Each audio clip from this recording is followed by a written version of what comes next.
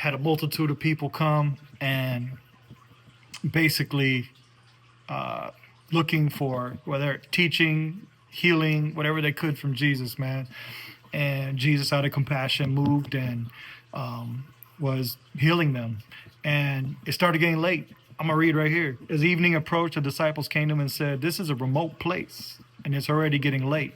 We need to send the crowds away so they can go to the villages and buy themselves some food." Man, I think they was hungry.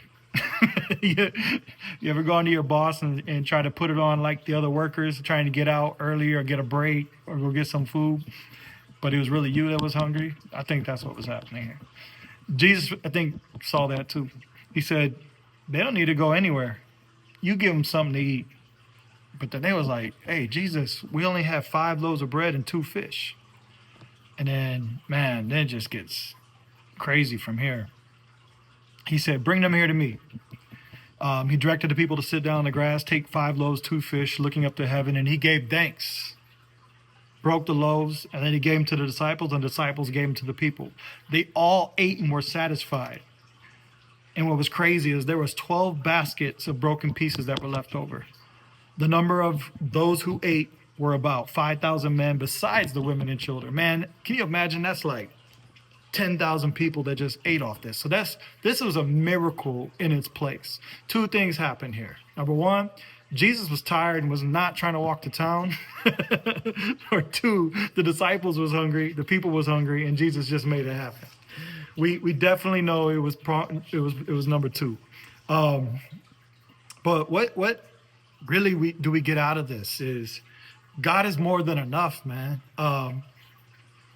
You know, there wasn't anything there. They basically said, we only have 5 loaves of bread and 2 fish. And the disciples, they saw lack when they responded to God.